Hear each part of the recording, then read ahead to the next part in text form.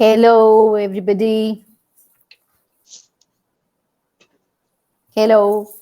दिव्यांश, आप मुझे सुन सकते हैं? हेलो, कुछ बोलना नहीं। हेलो, हट जाओ। ऑन हाँ काटो।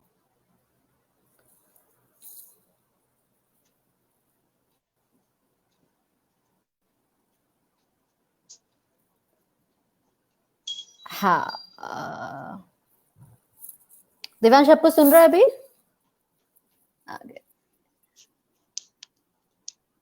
हाँ जी। ग्रेट। बस आपको कनेक्ट कर रहे हैं इंस्टाग्राम पे। Hello everybody, hi, good evening, welcome to the Maitri project. Hello, thank you very much. Great. Welcome everybody. Sorry, we are late by 5 minutes today. Some technical glitches again. So मेरा नाम सोनिया स्वरूप चौकसी है। मैं मैचमा टैलेंट की cofounder और CEO हूँ और मैत्री प्रोजेक्ट हमारा एक छोटा सा इनिशिएटिव है आप तक हमारे आर्टिस्ट लाना और उनकी कला को आप तक पहुंचाना। आर्टिस्ट तो अवेलेबल हैं, आर्टिस्ट तो अपने अपने नेटवर्क्स पे अवेलेबल होते हैं, लेकिन उनको ढूंढा कैसे जाए, ये एक जो होती है वो सबसे बड़ी प्रॉब्लम जो हमें समझ में आती है। अगर हम आर्टिस्ट को किसी को जानते हैं तो उसको फॉलो करना या उसके काम को फॉलो करना सिंपल है, दैट इज फाइन कि हम जानते हैं। लेकिन इतने आर्टिस्ट होते हैं, हम सबको जान कैसे सकते हैं? वो तो लाइफ में कभी भी पॉसिबल नहीं है कि हम सारे आर्टिस्टों को जान पाए। लेकिन कुछ हमारे थ्रू जानेंगे आप, कुछ किसी और के थ्रू जानेंगे, कुछ किसी और के थ्रू जानेंगे, और हमारा और आपका एक्सपीरियंस जो आर्ट का एक एक्सपीरियंस है वो रिच होगा। तो मैचमा टैलेंट का कमिटमेंट, प्राइम कमिटमेंट ये है कि हम ज्यादा से ज्यादा आर्टिस्ट को आप लोगों तक पहुंचाएं। फिर आप चाहे as a fan, as an audience उनको देखें, उनको सुने, और या आप इंडस्ट्री से हैं, आप किसी तरह का कोई प्रोडक्शन कर रहे हैं, कोई कॉम्पोजिशन कर रहे हैं, किसी तरह का कोई डायरेक्शन कर रहे हैं, आप उनको उन आर्टिस्ट तक वैसे भी पहुंच सकते हैं। So this is our Maitri project. Maitri, as the name suggests, means friendship. So मैचमा टैलेंट की फ्रेंडशिप है आर्टिस्ट के साथ में, और आर्टिस्ट की फ्रेंडशिप होगी ऑडियंस के साथ में, more and more. So today we have the fantastic young musician Divyansh with us. Divyansh का पूरा लुक एकदम म्यूजिशियन वाला लुक है, लंबे बाल, लंबी कद काठी, जस्ट एग्जैक्टली जैसे हम एक म्यूजिशियन को इमेजिन करते हैं कि ऐसे होंगे। So that is how Divyansh is. Just to give you a brief introduction, Divyansh is from Banaras, the city that we all love. I think कोई ऐसा नहीं होगा जिसको बनारस नहीं पसंद हो, चाहे वो बनारस की गली हो, चाहे वो बनारस की चाट हो, चाहे वो बनारस के लोग हो, समथिंग और the other is Banarasi, end of course the Banaras का गाना, राइट? सो दिव्यांश की बहुत इंटरेस्टिंग बैकग्राउंड है, बहुत इंटरेस्टिंग स्टोरीज हैं कि वो कैसे म्यूजिशियन हैं और कैसे वो संतूर में हैं और किस तरह का उनका बचपन भी था। So we are going to spend another 40 minutes together and आपको सब कुछ पता चलेगा। But over to you Divyansh, please tell us a little about yourself. आप कौन हैं?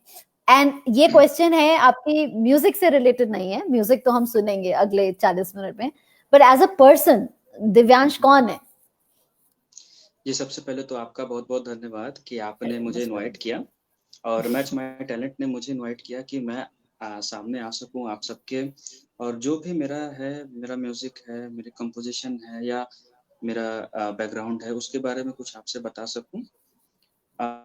सबसे पहले तो मैं एक बनारसी हूँ, बनारस में मेरा जन्म हुआ और शायद बोला जाता है कि बड़े सौभाग्य की बात होती है बनारस में जन्म लेना। तो काशी विश्वनाथ जी की नगरी है, गंगा किनारे वाला हूँ, छोरा गंगा किनारे वाला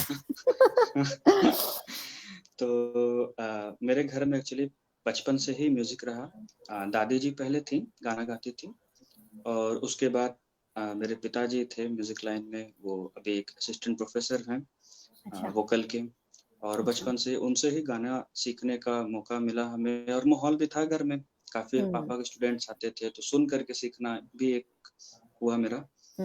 और पहले तो ये कि बचपन से म्यूजिक तो शुरू हुआ मेरा, साथ में मेरी पढ़ाई भी रही है। मैं बीकॉम भी मैंने किया हुआ है, और कुछ दिन मैंने सीए की भी पढ़ाई की थी, लेकिन फिर ऐसा हुआ कि म्यूजिक में ही प्रॉपर आना था, और म्यूजिक का इंटरेस्ट थोड़ा ज्यादा जब हो गया तो उसके बाद तो सारा कुछ छोड़ना पड़ा।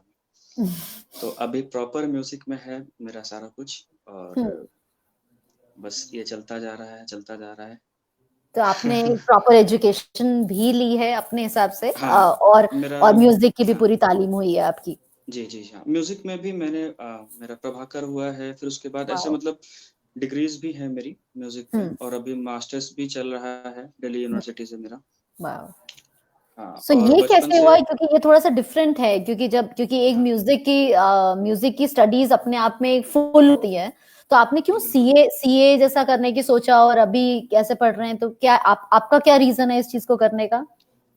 एक्चुअली हुआ ये कि घर में म्यूज़िक का, एक तरफ म्यूज़िक का माहौल था और एक तरफ पढ़ाई का भी था। तो ओ। यानी जैसे पापा अगर म्यूज़िक में है, तो चाचा मेरे इस वक़्त एक सीनियर इंजीनियर हैं, और दूसरे चाचा एक डॉक्टर हैं। तो एक ये भी एक रहा है घर में। तो राइट। दोनों ही मिलता रहा, दोनों का ही एक मिला, तो कुछ दिन सीए किया, लेकिन फिर वही था कि खून में जो था वो ज़्यादा जल्दी आता है। और तारीफ़ जिसमें मिलती है वो ज़्यादा पसंद होता है, तो म्यूज़िक लाइन फिर फाइनल चूज़ कर लिया अभी तो। ये अच्छा हुआ कि आपने अपने दिल की सुन ली और टाइम से सुन ली। हाँ जी, हाँ, है बिल्कुल। ना? क्योंकि ये भी एक कश्मकश होती है ना, कि आप इस लाइन में जाएं, लेकिन करियर है कि नहीं है, फ्यूचर है कि नहीं है, आप अपने खर्चे जी, जी। निकाल पाएंगे कि नहीं, वो एक अलग, उसका किसी के पास कोई जवाब तो है नहीं। वो बिल्कुल, एक बिल्कुल। अलग चीज है। और फिर अपने पैशन को पकड़ पाना, दैट इज, हाँ जी, हाँ जी, हाँ जी। मतलब बहुत सारे म्यूजिशियंस होते हैं जो दूसरा और ऑप्शन लेके ही नहीं चलते हैं, लाइक वो हाँ, हाँ, म्यूजिक हाँ। एक ऑप्शन है, तो वो एक हो गई। कुछ लोग होते हैं जो म्यूजिक या कोई भी आर्ट फॉर्म है उसको छोड़ ही देते हैं, कि बिल्कुल, नहीं हो हाँ, हाँ, पाएगा, हाँ। क्योंकि उसमें करियर नहीं, घर नहीं चला पाएंगे। करियर में, राइट? हाँ। तो आपने वो दोनों चीजों को लेके चल रहे हैं। हुँ, हुँ। बनारसी हो ना, वो कुछ कुछ तो वो एक एंगल तो आना ही है ना, कुछ कहानी में सही ट्विस्ट बात है। तो लेके आते हैं, है ना? बिल्कुल। वाह। तो आप इफ आई कैन आस्क, आपकी क्या उम्र है? अभी मेरी 24 रनिंग ऑन है, अभी मतलब इस मंथ ही, नेक्स्ट मंथ ही मेरा 24 25th कंप्लीट हो जाएगा सारा। वाह। हाँ जी। और आपने कितने साल से आप तालीम ले रहे हो म्यूजिक की? मेरा एक्चुअली म्यूज़िक में तो पेट से ही है, लेकिन अच्छे से जो गाने की जो पढ़ाई है वो मेरी शुरू हुई, मतलब मीन्स 4 साल की उम्र से ही गाने की तालीम शुरू हो गई थी पापा तो से। मतलब आप 21 साल से आप सीख रहे हो, बिल्कुल, हाँ, हाँ, हाँ। है ना? मतलब 21 हाँ जी, हाँ 20 जी। साल, 21 साल से तो आप प्रॉपर्ली म्यूजिक सीख ही रहे हो, राइट? और हाँ जी, हाँ परफॉर्म जी। कर रहे हो। हाँ। हाँ, हाँ, हाँ। कोई बात नहीं, ये सब तो गिरता बढ़ता रहता है। ये सारे सारे working from home, studio from home में सब एडहॉक अरेंजमेंट्स ही होते हैं। सो बिल्कुल सही ग्रेट। बात सो है। ये भी एक चीज अच्छा हुआ ये टाइम पे गिरा, क्योंकि मैं जरूर ये ऑडियंस को हर बार बताना चाहती हूँ कि क्योंकि हम लोग अलग तरह से बहुत प्रॉपरली कनेक्ट नहीं होते हैं आजकल हाँ, के टाइम में, सो हाँ जी, हाँ जी। जब जब परफॉर्मेंस भी होगी तो थोड़े बहुत ग्लिचेस आ सकते हैं, कभी कभी नेटवर्क इधर उधर जाता है। सो हुँ, प्लीज हुँ। उसको मैनेज करिएगा, परेशान नहीं होगा, वो वापस भी आ जाता है, हाँ जी, बट हाँ जी, हाँ जी। That is the focus. So Divyansh, santoor क्यों चुना आपने? एक्चुअली संतूर भी चुनने का एक मेरा रीज़न था। रीज़न क्या था कि जैसे मेरा गाने के साथ-साथ मेरा कीबोर्ड में बड़ा इंटरेस्ट था। अच्छा। तो डबल हैंड कीबोर्ड पे मैं क्लासिकल मैंने शुरू किया था, और अदनान सामी मेरे आइडल भी रहे, उनको देख कर के शुरू शुरू किया था मैंने। अच्छा। तो फिर अब उस कीबोर्ड में होता क्या था कि जितनी भी संतूर की चीज़ें, यानी वो हम्म, बंदिशें संतूर वाली, या हम्म, फिर जो जो तान का पैटर्न है या जो लयकारियों का पैटर्न है, वो सारा उस चीज़ को देख कर के फिर मैं कॉपी करता था। अच्छा। तो ऐसे करते-करते कुछ दिन बाद ये हुआ कि पापा हमसे बोले कि बेटा तुम जब संतूर की ही सारी चीज़ें कीबोर्ड पर बजाते हो, तो असली संतूर बजाओ, कोशिश करो एक बार। तो वो दिमाग में बैठ गया कि सही बात है कि असली संतूर में बजाएँगे तो कैसा फ़ील आएगा। हम्म, तो फिर इस चीज़ के लिए फिर हमने एक संतूर मतलब शौक में खरीद लिया था, उसमें ऐसा कुछ नहीं था हम्म, कि मुझे सीखना है या प्रोफ़ेशनल बन जाना है इसमें, ऐसा कुछ नहीं हम्म, था मेरे साथ। हम्म, लेकिन अभी किस्मत ऐसा अच्छा हुआ कि इतने अच्छे गुरु मिले, फिर रास्ता अपने आप ऊपर वाला बनाता गया कि अभी प्रॉपर मेरी लाइन ही ये बनती जा रही। हम्म। तो ये संतूर ही चल रहा है फिर तो। सो संतूर में क्या क्या पॉसिबल है? मैंने एटलीस्ट संतूर बहुत सुना है, क्योंकि मैं क्लासिकल म्यूजिक बहुत फॉलो करती हूँ, बहुत शौक से सुनती हूँ, लेकिन आई डोंट थिंक सो कि मुझे उसके बहुत ज्यादा जितना सुना है उतना ही सुना है, बट मैंने ये भी सुना है कि उसके वेरिएशंस बहुत होते हैं संतूर, क्योंकि 100 स्ट्रिंग्स इंस्ट्रूमेंट है, तो अगर 100 स्ट्रिंग होंगी तो बहुत कुछ कर पाना पॉसिबल होता होगा। क्या उसमें क्या वेरिएशंस पॉसिबल है, या ये क्लासिकल ही एक ज्यादा गहरा जमा हुआ फॉर्म होता है उसका?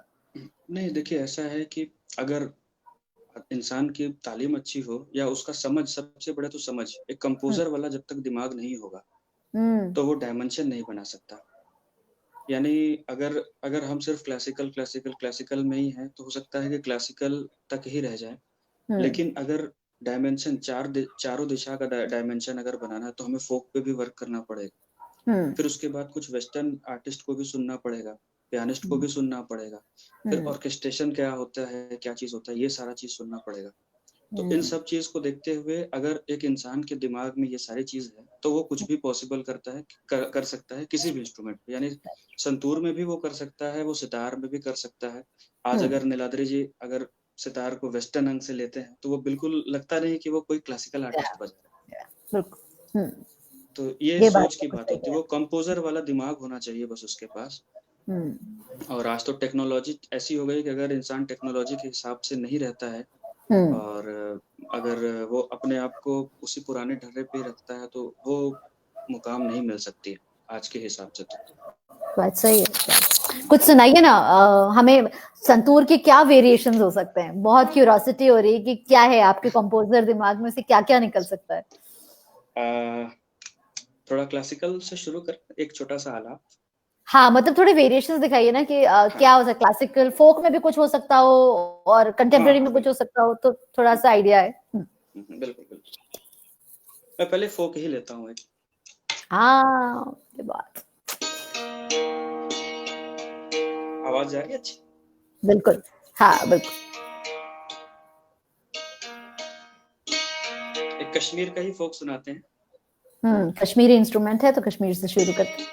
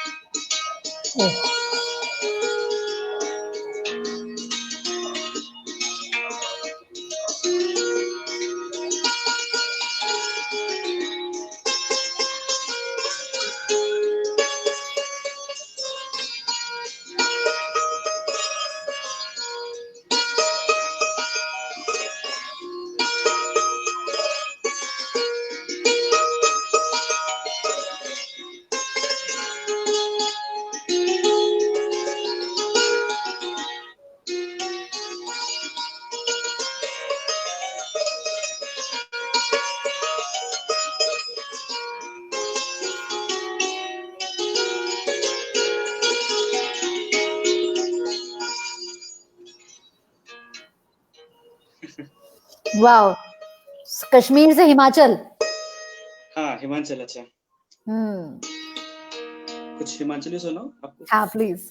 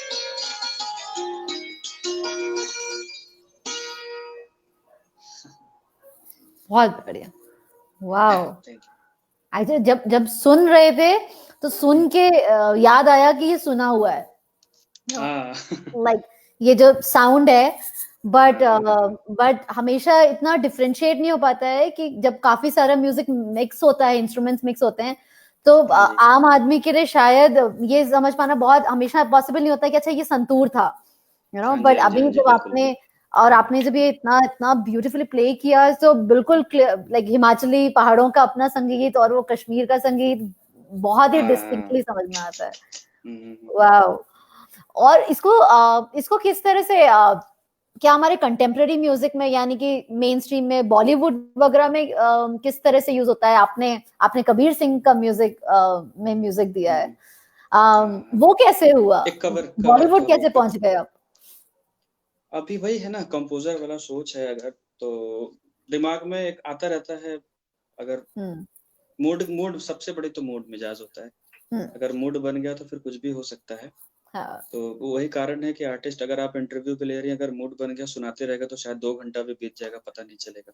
हम्म तो वही चीज है, ऐसा ही रहा कुछ। कबीर सिंह का जो है वो कवर एक रहा है। हम्म तो उसमें एक्चुअली हुआ था कि एक मेरी बहन है तान्या करके, उसका एक ट्रैक बनाना था। उसका कवर सॉन्ग का एक ट्रैक बनाना था मुझे। हम्म हम्म। हेलो, हाँ हाँ आवाज आ रही है। हाँ, आप आगे हाँ बीच में गए। हाँ। तो उसका एक कवर का ट्रैक बनाना था मुझे। तो मैंने हम्म उसका सारा ट्रैक सारा कुछ बनाया, प्रिपेयर किया। लेकिन फिर मेरे दिमाग में कहा क्यों ना एक संतूर का इंस्ट्रूमेंटल वर्जन भी बना देते हैं इसका। हम्म तो फिर उस पे फिर हमने संतूर के सारे डमी हटा करके उसमें सारा संतूर का ही लिरिक्स लिरिक्स को ट्यून में चेंज किया। ट्यून में हाँ जी, हाँ। बहुत सुंदर आया था, बहुत सुंदर। कबीर सिंह का कवर सॉन्ग तो बहुत ही सूदिंग, जो एक मतलब ऑब्वियसली आजकल के टाइम में बॉलीवुड में बहुत सारा क्लासिकल म्यूजिक का एक इन्फ्लुएंस आ रहा है और उसका डिफरेंस भी हम्म, नोटिस हो रहा है।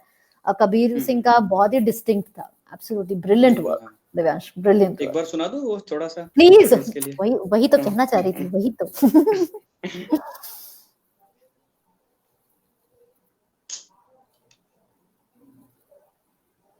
थोड़ा सा।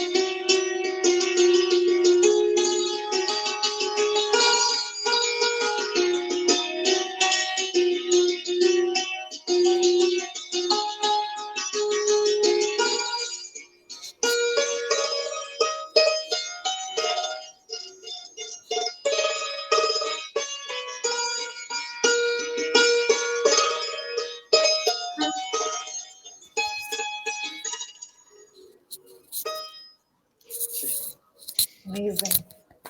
Very, very, very nice. Thank you. कुछ एक क्लासिकल में सुनाएंगे दिव्यांश? हाँ हाँ, जरूर जरूर हाँ, जरूर। प्योर जरूर क्लासिकल बिल्कुल। के साथ। हाँ हाँ। सॉरी, मेरा क्लासिकल का बहुत लालच है। आह, एक मिनट जरा मैं ट्यूनिंग कर लेता हूँ, दो सेकंड।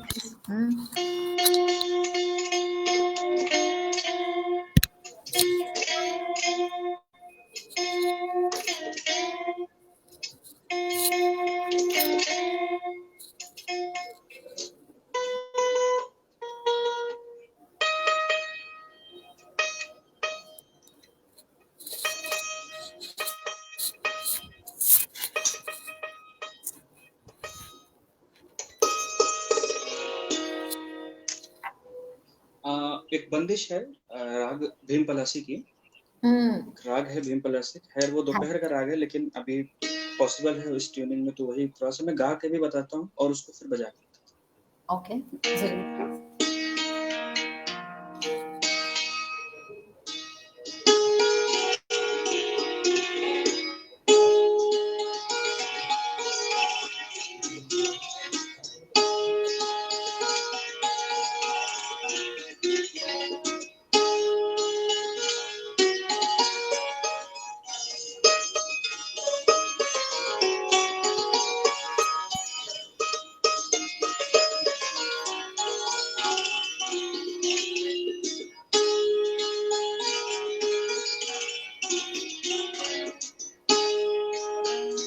जा जा रे अपने मंदिरवा, जा जा रे अपने मंदिरवा, जा जा रे अपने मंदिरवा। सुन पावेगी सासन नदिया, सुन पावेगी सासन नदिया, जा जा रे अपने मंदिरवा, जा जा रे। सुनहु सदा रंग तुमको चाहते हैं,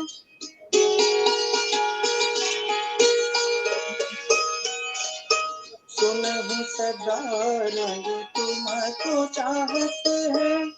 क्या तुम हमको छगन किया, जा जा रे अपने मंदिरवा, जा जा रे अपने।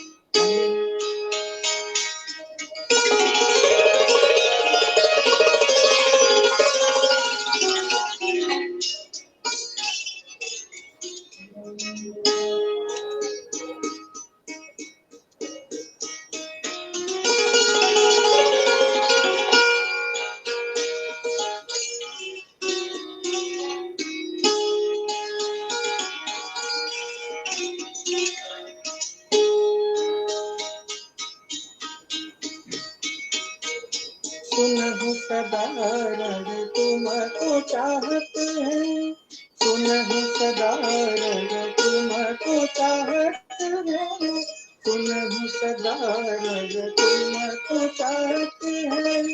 क्या तुम हमको छगन दिया, जा जा रे अपने मंदिरवा, जा जा रे, जा जा रे, जा जा रे अपने।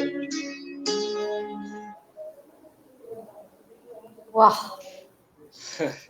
Thank you very much. और क्या मन हो रहा है आपको सुनाने का? आप ठुमरी सुनना चाहेंगे? आपका ओ जरूर, प्लीज। ये मिश्र काफी में है, राग मिश्र काफी की ठुमरी है।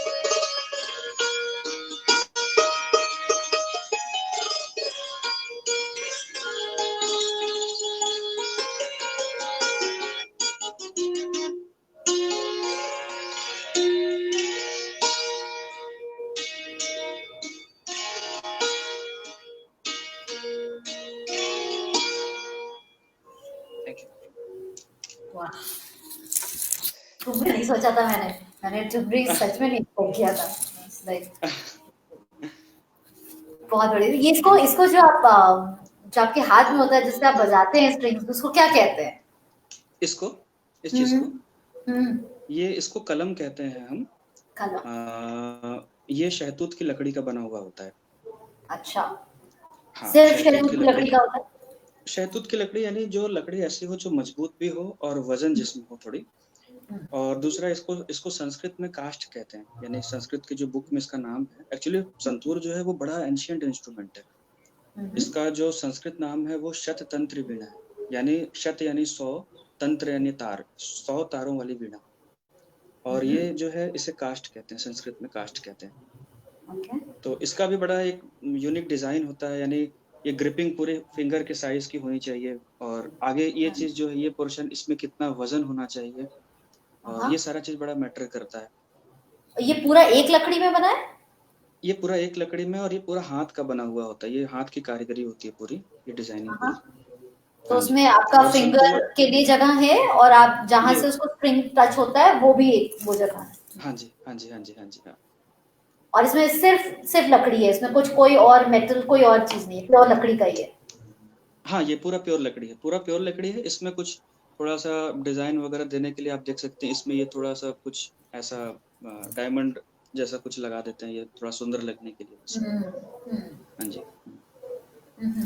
सो दैट मीन्स कि जो हम साउंड सुन रहे हैं वो लकड़ी जब हमारी जो मेटल की स्ट्रिंग्स पे टच हो रही है, तो हाँ उसका हाँ, वो जो वाइब्रेशन है वो हम सुनते हैं, जो ये बिल्कुल। हमारे कानों में पड़ रहा है। हाँ जी, हाँ जी, हाँ जी, हाँ जी। ब्यूटीफुल। अब इसमें भी मैं थोड़ा सा ऑडियंस को भी दिखा दूं संतूर कैसा होता है, थोड़ा हाँ क्लोजली अगर दिखा दूं। हाँ। ये आप देख सकते हैं, ये सारे ब्रिजेस हैं। यहाँ से हमारा सा शुरू हो रहा है, सा रे गा मा पा धा नी सा, ऐसे ये चलता जा रहा है मेरा। तो अब इसमें वही रियाज की ही बात होती है कि इतने सारे तार हैं, कहाँ पे स्टिक करना है, कहीं पे कुछ किसी और नोट पर न लग जाए कलम, ये सारी बात होती है। तो इसमें ये 100 स्ट्रिंग्स होती हैं। जी जी। आई थिंक ये जो सारे स्ट्रिंग इंस्ट्रूमेंट्स की फैमिली में ये सबसे मैक्सिमम स्ट्रिंग्स 100 ही होती हैं। हाँ जी, हाँ जी, हाँ जी। एक्चुअली में क्या है कि अगर पुराने बुक्स को माने तो हाँ। उसमें जो है 2-3 चीजें थी। एक तो था जैसे शततंत्री वीणा का नाम आता है, एक आता है सहस्त्र तंत्री वीणा, यानी 1000 तारों वाला। वो पुराने जमाने में हो सकता है कोई इंस्ट्रूमेंट रहा हो जिसमें 1000 तार होते थे। 1000। पता नहीं कौन महान पुरुष वो बजाता रहा होगा। सच में बहुत ही महान होगी। लेकिन अभी अभी जो है शततंत्री वीणा तक ही है, तो अभी मैक्सिमम स्ट्रिंग वाला इंस्ट्रूमेंट है ये। और गिटार में 6 स्ट्रिंग्स होते हैं। हाँ, गिटार में 6 होता है। अब आप सोचिए गिटार को ट्यून करना, अगर बेसिक स्टूडेंट है तो वो ट्यून करना सीखता है पहले, उसको कैसे ट्यून करना है। अभी संतूर का सबसे पहला चैप्टर तो ट्यूनिंग ही है। अगर ट्यूनिंग आपको नहीं आ रहा है तो फिर बजाएगा क्या इंसान। और फिर इस पे सबसे ज्यादा फर्क पड़ता है सीजन का। अगर गर्मी ज्यादा भी, जैसे गर्मी है थोड़ा यहाँ पे, तो मेरा 2-3 नोट उतर गया था अभी, हल्का सा वो कुछ प्रॉब्लम कर रहा था। तो गर्मी का असर पड़ सकता है इसमें, बरसात का असर पड़ता है इसमें। अगर बिजली कड़क रही है तो उससे वाइब्रेशन में चेंज हो सकता है, इसमें ट्यूनिंग में चेंज हो सकता है। अगर बहुत ठंडा है तो भी प्रॉब्लम करेगा ये। तो समझ में नहीं आता इसको रखे कहाँ पे। कौन सा क्लाइमेट प्रूफ, कौन सा ऐसा कमरा बना दे जिसमें मौसम का कोई असर ना हो इस पे। पर ये जी, कश्मीर का इंस्ट्रूमेंट है तो ठंड तो इसको पसंद होनी चाहिए। बिल्कुल ठंड का ही ये इंस्ट्रूमेंट है। ठंडी में ये बड़ा अच्छा, इसका ट्यूनिंग बड़ा लंबा टिकता है, अच्छा टिकता है इसका। लेकिन गर्मी में थोड़ा प्रॉब्लम करता है गर्म से, इसलिए हम लोग इसे एसी वाले रूम में रखते हैं, फिर ठंडे ठंडे जगह रखते हैं इसको। पसीना नहीं आना चाहिए, संतूर को पसीना नहीं होना चाहिए। हाँ जी। ये बेस्ट है। इंस्ट्रूमेंट को पसीना नहीं आना चाहिए, म्यूजिशियन को तो पसीना ही आना चाहिए। बिल्कुल, म्यूजिशियन हाँ। को पसीना नहीं आया तब तक वो म्यूजिक नहीं। इंस्ट्रूमेंट को ये अभी तक तो हमारे कंप्यूटर्स के साथ में तो ये कहानी होती थी कि भाई इन हाँ जी, कंप्यूटर हाँ जी, को हाँ जी। रखो एसी में। ये हाँ, हाँ, हाँ। ओहो, बड़े बहुत स्ट्रॉन्ग है हमारे संतूर महाशय, पर डेलिकेट भी हैं, थोड़े सीजनल टाइप के हैं। हाँ मूडी है। जी।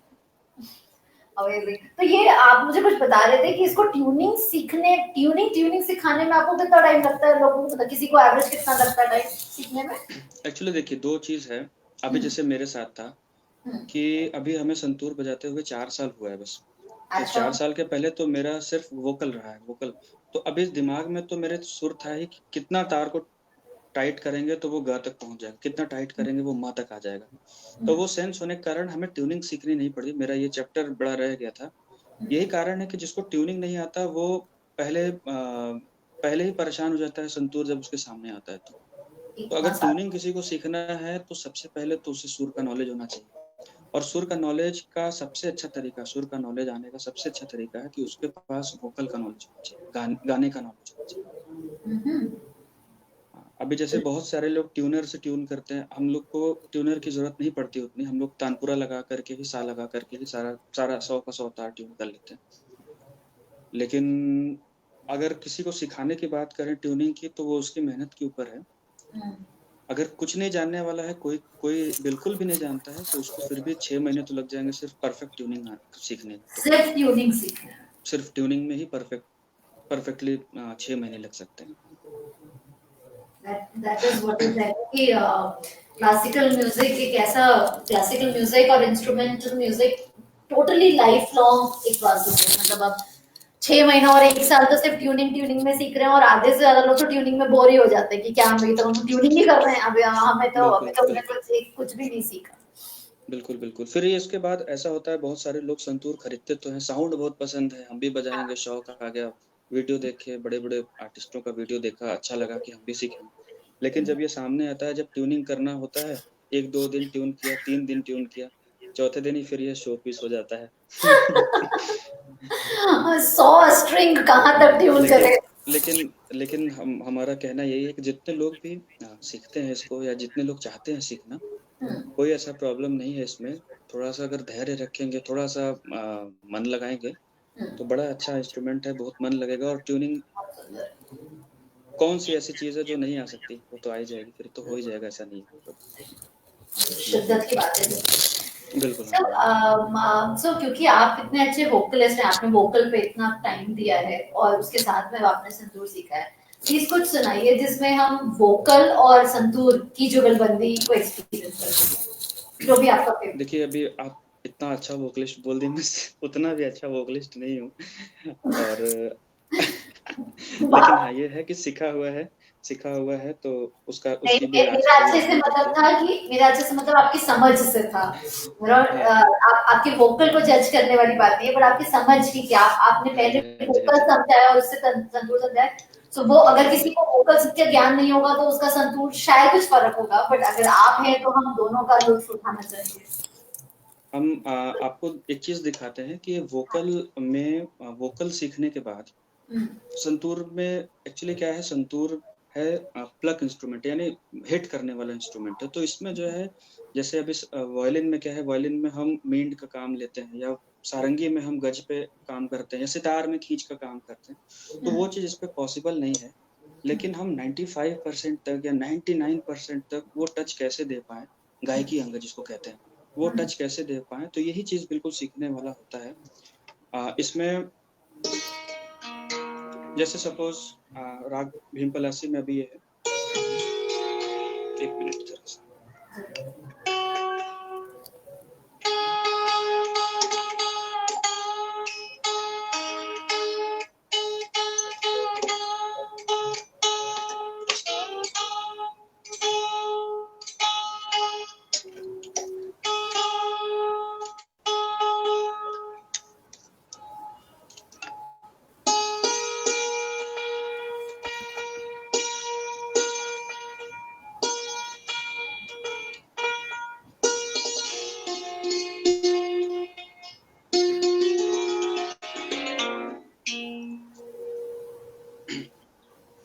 अभी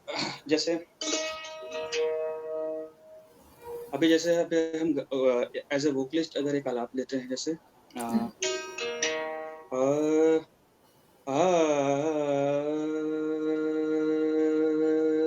अभी ये फ्रेज़ है सपोज़। तो ये गायकी अंग के अकॉर्डिंग संतूर पे कैसे आना चाहिए?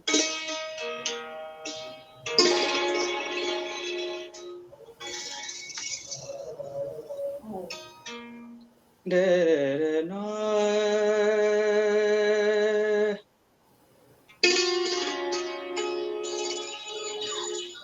ना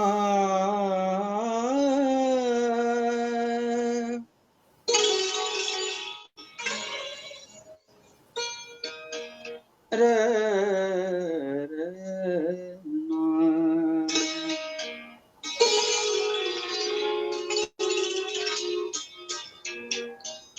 हर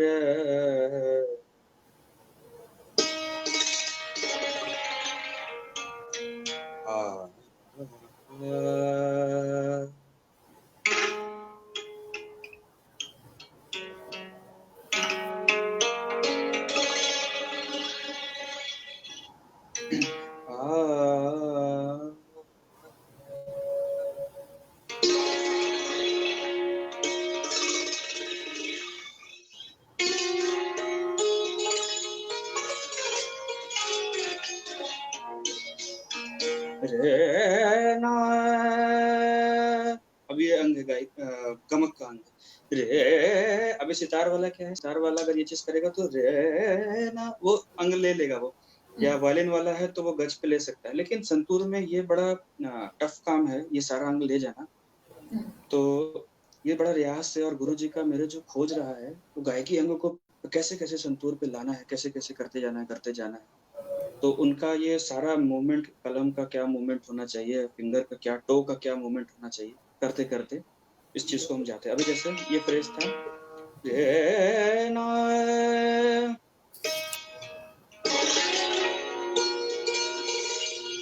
रे रा रा ना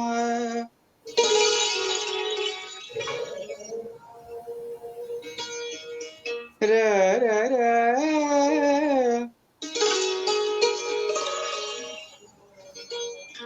रे नो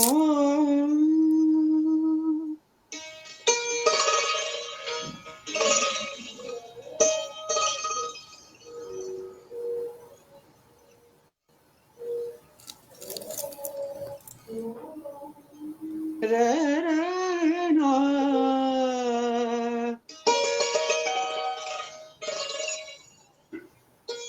रे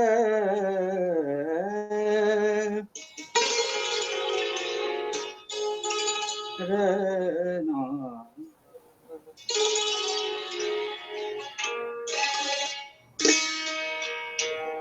इसको ये चीज थी गायकी, इसको कहते हैं। बहुत ही बढ़िया। पूरी गायकी को आपने संतूर में उतार लिया।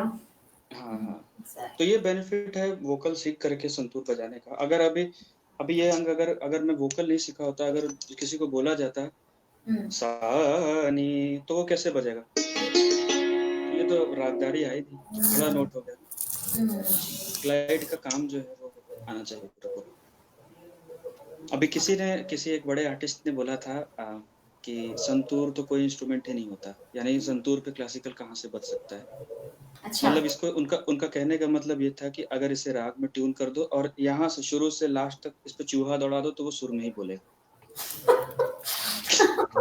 किसी एक आर्टिस्ट का ये कहना था, मैं नाम नहीं लूंगा, वो बहुत बुजुर्ग थे, बहुत पुराने आर्टिस्ट थे, लेकिन सबसे बड़ी बात यह है कि अगर चूहा दौड़ाने की बात तो ठीक है, लेकिन अगर राग बजाना होगा इसमें, अगर इसमें राग बजाने की बात आएगी तब तो फिर मेहनत करना पड़ेगा, फिर उसका फिर सारा कुछ वैसा आना चाहिए।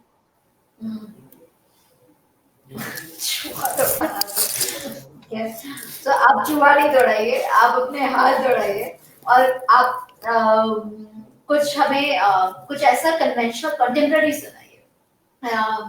क्या है जो कि हम आपकी तरफ से जो हमारे यंग ऑडियंस को संतूर का एक दूसरा पर्सपेक्टिव दिख सके। कुछ फिल्मी सुनाओ आपको। बिल्कुल, अब पूरा सुनाइए। अच्छा, फिल्मी या फिर कुछ क्लासिकल ही रखूं? फिल्मी रखते हैं।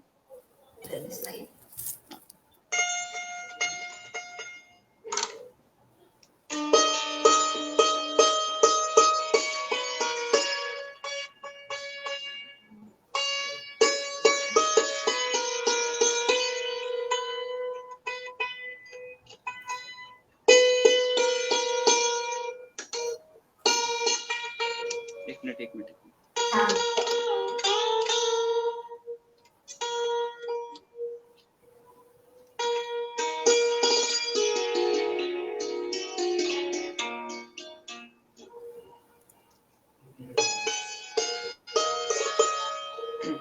एक बड़ा अच्छा सॉन्ग है, बोल ना हल्के हल्के, बोल ना हल्के हल्के, बोल ना हल्के हल्के, इसका।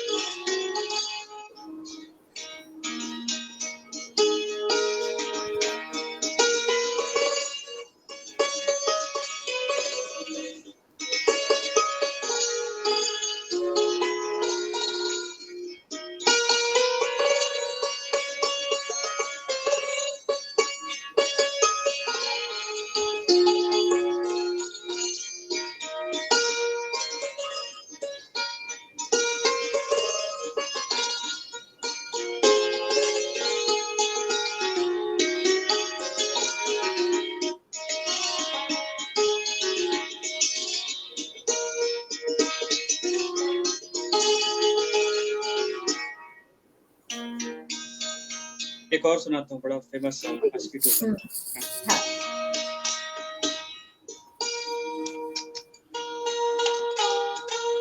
हाय रे गर्मी।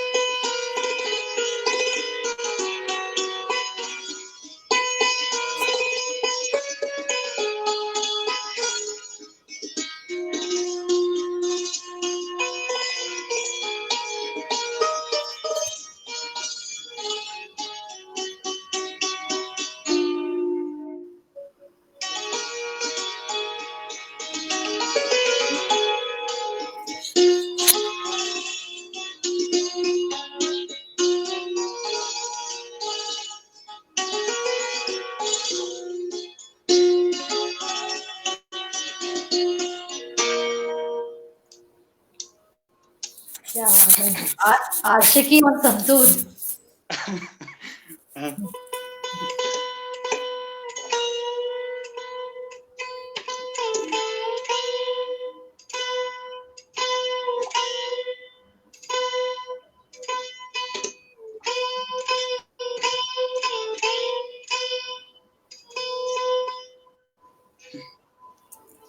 बहुत बढ़िया देवांश, तो आपने इतना सारा हमें वैरायटी इंट्रोड्यूस कर दिया। आई थिंक संतूर की पूरा पर्सपेक्टिव ही चेंज हो गया हमारा कि कितना कुछ हो सकता है संतूर के साथ में।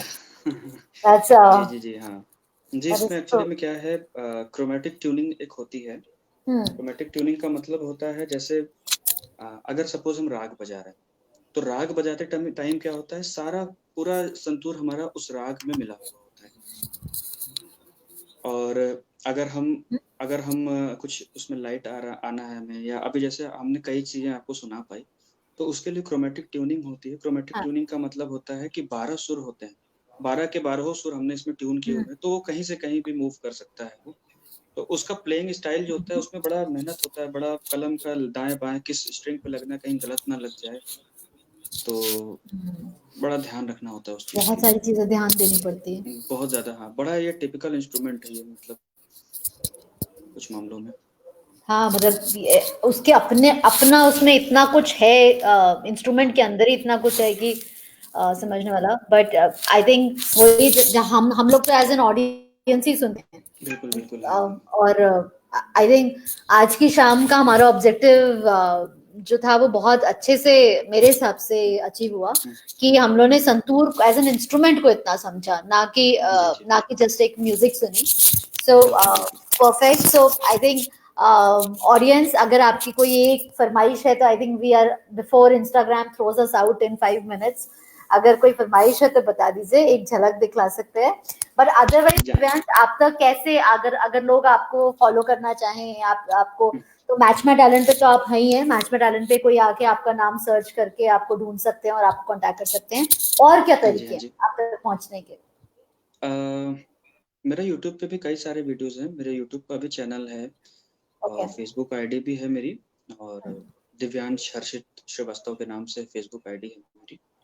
और इंस्टाग्राम मेरा दिव्यांश संतूर, DIVYANSH दिव्यांश, SANTOOR संतूर करके है। परफेक्ट। सो सब लोग और आप अपडेट करते रहते हो कुछ ना कुछ म्यूजिक वगैरह? जी बिल्कुल बिल्कुल। हाँ, फर्स्ट क्लास। ऑडियंस अगर इंस्टाग्राम अकाउंट भी चेक करेगी मेरा, तो उसमें कई सारे ट्यून्स, कई सारे चीजें मिल सकती हैं। यूट्यूब पे भी कई सारी चीजें हैं। बहुत बढ़िया। और ऑडियंस, दिव्यांश पढ़ाते भी हैं। सो वो लाइव सेशंस भी, ऑनलाइन सेशंस भी लेते हैं, और एज अ टीचर भी पढ़ाते हैं। सो अगर किसी को सीखना है तो दिव्यांश को कांटेक्ट करिए। और अभी हमारे साथ जुड़े हुए कुछ म्यूजिक कंपोजर्स हैं। हाय हेलो, मैं नाम से पर्टिकुलरली पॉइंट आउट नहीं करूंगी, but thank you for coming and thank you for listening to Divyansh. और आपको अगर प्रोफेशनली किसी भी तरह से कांटेक्ट करना है दिव्यांश को, सो ऑब्वियसली आप उनके मैच में टैलेंट प्रोफाइल से उनको डायरेक्टली कांटेक्ट कर सकते हैं। वहां पे उनका सारा काम जो होता है, जो उनका यूट्यूब पे काम है, बाकी सब जगह काम है, वो एक जगह पे आपको मिल जाता है।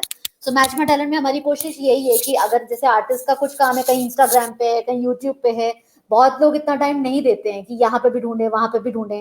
किसी एक आर्टिस्ट का थोड़ा सा काम देखा, किसी और का कुछ और दिख गया तो दूसरी तरफ चले गए, देखने चले गए, तो फोकस नहीं हो पाता है। तो मैच में टैलेंट में हमारी कोशिश होती है कि आप जब एक आर्टिस्ट की प्रोफाइल को देख रहे हैं तो उस आर्टिस्ट की प्रोफाइल को अच्छी तरह से देख लीजिए, और उस पर डिसीजन करने के बाद किसी और तरफ, दूसरी तरफ जाइए।